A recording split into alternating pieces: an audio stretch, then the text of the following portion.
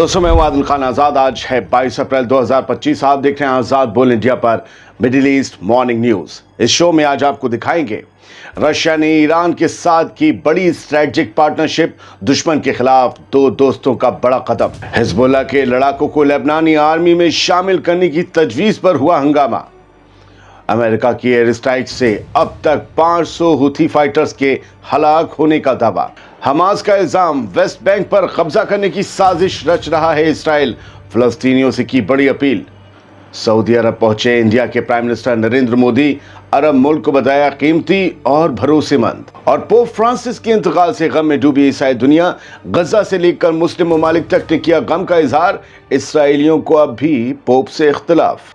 सबा अल खैर, उम्मीद करता हूं आप सब अच्छे होंगे। चलिए शुरू करते हैं। रशिया के प्रेसिडेंट व्लादिमीर पुतिन ने एक इंपॉर्टेंट कानून साइन कर दिया है जो ईरान के साथ मिलिट्री और डिप्लोमेटिक ताल्लुकात को मजीद मजबूत करेगा।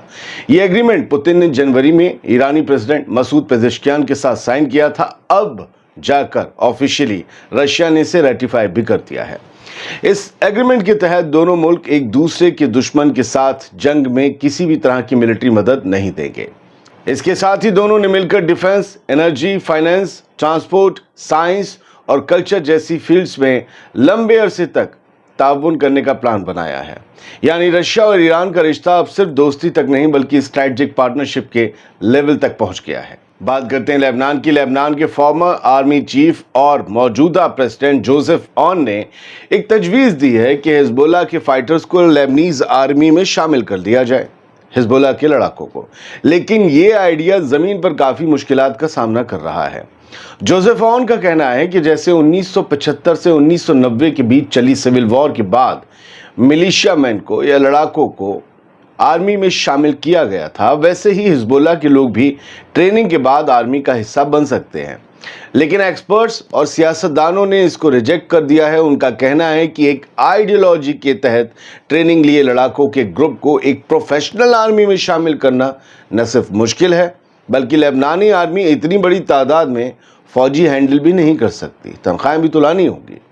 कुछ लोगों का कहना है कि ये प्रपोजल सिर्फ हिजबुल्लाह को उनके हथियार छोड़ने के बदले एक कंसोलेशन प्राइज देने जैसा है, लेकिन ग्राउंड रियलिटीज़ के मुताबिक ये प्लान अभी दूर की बात लगता है। अमेरिका ने पिछले एक महीने में यमन में कम से कम 500 हुथी फाइटर्स को मार गिराया है। ये दावा इंटेलिजेंस सोर्सेस का है। मरने वालों में कई सीनियर कमांडर्स, ड्रोन चलाने वाले एक्सपर्ट्स और हुथीज के मिसाइल ऑपरेटर्स भी शामिल हैं, दावे हैं। रिपोर्ट्स के मुताबिक अमेरिकी फौज पिछले 5 हफ्तों से हर दिन एयर और नेवल स्ट्राइक्स कर रही हैं।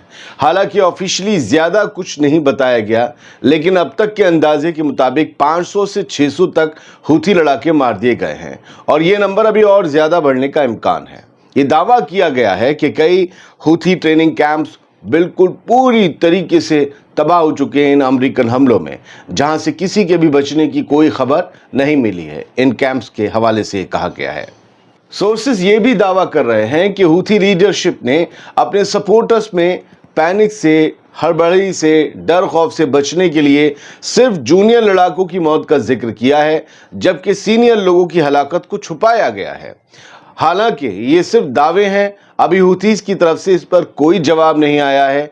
हालांकि ये भी सच है कि यमन पर अमेरिकी हमलों से जान और माल का काफ़ी नुकसान हुआ है। यमन से रिलेटेड एक और खबर है। यमन पर फिर से अमेरिका का हैवी हमला हुआ है, कई इलाके लरस गए हैं। कल रात अमेरिका ने यमन के मुख्तलिफ इलाकों पर फिर से हैवी बॉम्बिंग की। सना में अल महाजर एरिया में 2 स्ट्राइक्स की गई, 2 एयर स्ट्राइक्स। मारिब है, वहाँ पर मजहर डिस्ट्रिक्ट है मारिब रीजन में, वहाँ पर अमेरिका के जेट्स ने 2 धमाकेदार हमले किए। सबसे ज़्यादा तबाही अल हुदैदा, जो हुदैदा पोर्ट भी आता है, वही सुबह अल हुदैदा में हुई है सबसे ज़्यादा तबाही, जहां पर एक डिस्ट्रिक्ट है अल तोहायात।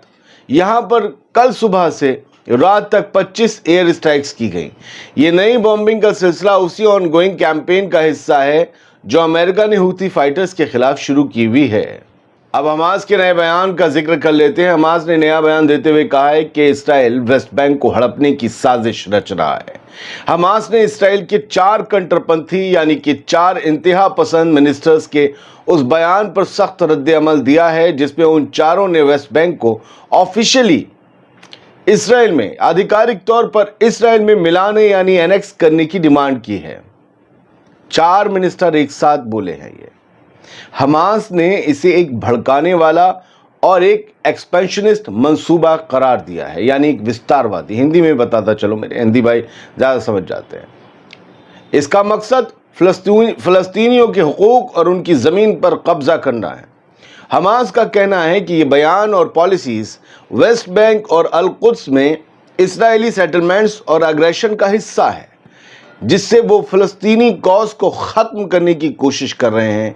एक आज़ाद रियासत के ख्वाब को पैरों तले कुचलने की, बूट तले कुचलने की ये एक साजिश सी है।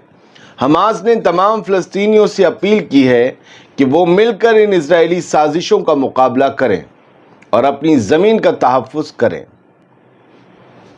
ये वेस्ट बैंक वाली ख़बर हमने भी पढ़ी थी। अब देखिए कि हमास की अपील पर अगर लोग भड़क गए तो फिर उनका और इसराइली पुलिस और मिलिट्री का क्लैश होगा। इंटरनेशनल बॉडीज़ को देखना चाहिए कि इसराइल जिस तरफ बढ़ रहा है वो पूरा रीजन भड़का सकता है। खैर, बढ़ते आगे। स्मोट्रिच ने गज़ा वॉर पर गुस्से का इजहार किया है और अपनी हुकूमत को बेकार करार दिया है। इसराइल का इंतहा पसंद फाइनेंस मिनिस्टर बेज़लेल स्मोट्रिच, इसने फिर से गज़ा वॉर पर अपनी नाराज़गी का इजहार किया। नाराज़ है। उसका कहना है कि अगर इसराइल ने जंग को और ज़्यादा एग्रेसिव नहीं बनाया तो ये हुकूमत अपने वजूद का कोई भी जायज़ सबब खो बैठी है, ऐसा मान सकते हैं। उसका कोई सबब रह ही नहीं गया अगर हमने एग्रेशन नहीं बढ़ाया। मतलब स्मोट्रिच ये चाहता है कि गज़ा में और ज़्यादा कत्ल व गारत होना चाहिए, क्योंकि एग्रेशन से अब तक 51,000 लोग तो शहीद हो ही चुके हैं। अगर ये एग्रेशन और बढ़ाने की डिमांड की जा रही है तो आप सोच लीजिए कि और ज़्यादा कत्ल व गारत ही तो होगा। इसराइल के एक राइट विंग चैनल 14 से बात करते हुए स्मोट्रिच ने कहा कि मैंने जनवरी में ही कह दिया था कि अगर जंग वापस शुरू होती है तो उसका मकसद सिर्फ हमास को तबाह करने, गज़ा पर मिलिट्री कब्जा जमाने और दुश्मन को खुला पैगाम देना होना चाहिए। लेकिन अफसोस के साथ कहना पड़ता है कि ऐसा कुछ हो नहीं रहा। कुछ खबरें हम यहाँ से लिए लेते हैं। लगभग 600 के करीब बच्चे हैं गज़ा के, वो और 1600 बच्चे जो ज़ख्मी हुए हैं। 600 तो शहीद हो गए जब से इसराइल ने वापस गज़ा में हमले शुरू किए हैं मार्च से। ये आंकड़ा निकल कर आया, 600 बच्चे शहीद हुए हैं और 1600 ज़ख्मी। ये यूएन की एजेंसी की रिपोर्ट है। खैर, और अभी तक ये जंग का सबसे बुरा पहलू है जो इस वक्त चल रहा है। 1,41,000 इसराइलियों ने एक पिटीशन साइन की है जिन्होंने डिमांड की है कि गज़ा की वॉर को ख़त्म किया जाए, रोका नहीं जाए, एंड किया जाए और होस्टेजेस को घर वापस लाया जाए। लगातार इनकी तादाद में इजाफा होता जा रहा है और जो इसराइली ये सब साइन कर रहे हैं 1,41,000 में सोल्जर्स हैं, सिपाही हैं, फ़ौजी हैं, सीनियर मिलिट्री ऑफिसर्स हैं और सिविलियंस भी हैं। भारत के prime minister Narendra Modi Saudi Arab के दौरे पर हैं। ये उनके दौरे हुकूमत का तीसरा दौरा है। 2016 से लेकर अब तक वो अब पहुँचे हैं तीसरी बार सऊदी अरब। और उन्होंने कहा है, नरेंद्र मोदी ने अरब न्यूज़ से कहा है कि सऊदी अरब भारत के सबसे कीमती साझेदारों में से एक है, एक भरोसेमंद दोस्त है और एक स्ट्रेटजिक हमारा साथी भी है। भरोसेमंद दोस्त, एक विश्वसनीय मित्र। भारत के मुसलमानों को पर नरेंद्र मोदी की पार्टी और उनकी सरकार के कुछ मंत्रियों और एमपीज़ को भरोसा नहीं है। भारत के मुसलमानों पर जो दिन रात यहाँ रह रहे हैं, जो दिन रात इस मिट्टी पर मेहनत करते हैं, टैक्स पे करते हैं, प्रत्यक्ष या अप्रत्यक्ष, डायरेक्ट और इनडायरेक्ट, जी हाँ, वोट देते हैं। अच्छी बात है, प्रधानमंत्री का विजन बड़ा होना चाहिए। वो कह रहे हैं कि वो हमारा सबसे भरोसेमंद दोस्त है। सऊदी अरब पर तो भरोसा है, अपने सऊदी अरब के मुसलमानों पर भरोसा है, अपने मुल्क के लोगों पर भरोसा नहीं है। कमाल की आयरनी है ना।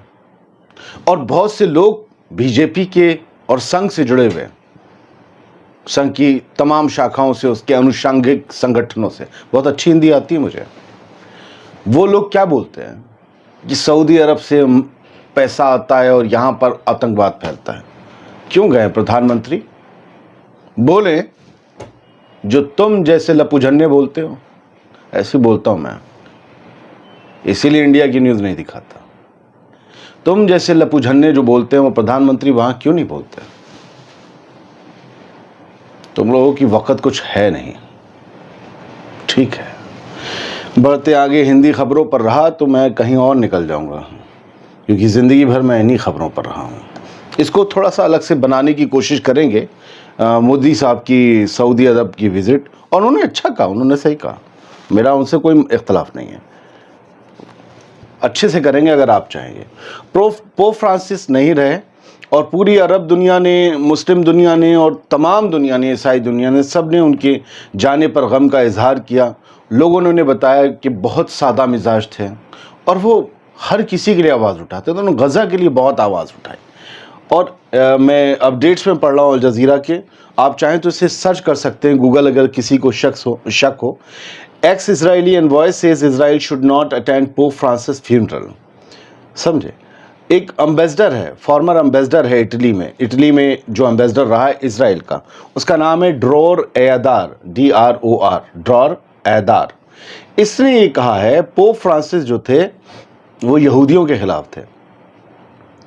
اس نے لیٹ پوپ فرانسس کو نہیں بخشا اور انہیں اینٹی سیمیٹزم کا اکیوز بتایا اور کہا کہ وہ اسرائیلی گورنمنٹ کے خلاف بولتے رہتے تھے. لہٰذا اسرائیلی گورنمنٹ سے بھی کسی کو اب پوپ فرانسس کے جنازے میں نہیں جانا چاہیے. کیا بات ہے، مرنے کے بعد بھی یہ چھوڑ نہیں گئے، کیونکہ وہ یہ کہتے تھے غزہ کے اوپر جو ظلم ہو رہے ہیں بند ہونا چاہیے. یہ وار نہیں ہے، یہ جنگ نہیں ہے، انسانیت کا قتل ہے. بس یہ کہہ دینا گناہ تھا. اور یہ غزہ کے لوگ ہیں بیچارے، جو غزہ کے کرسچنس ہیں، ان کا دل ٹوٹا ہوا ہے، ہارٹ بروکن ہے پوپ کے جانے سے. کیونکہ ہر شام یہ بتاتے ہیں غزہ کے کرسچن کہ پوپ انہیں فون کر کے، ویڈیو کال کر کے ان کا حال چال لیتے تھے، اور دیر رات بھی ایسا حال چال لے لیتے تھے. وہ روز بات کرتے تھے. وہ غزہ کے کرسچنس کے لیے بہت پریشان تھے. اور دیکھیے نا اسرائیل کا نظریہ کیا ہے. ایک اور خبر بتاتی ہے پوپ فرانسس کا مورل کمپس جو تھا وہ فیل ہو گیا تھا اسرائیل کے معاملے میں. یہ سب چل رہا ہے. بہت بہت شکریہ. سلامت رہیے، خوش رہیے.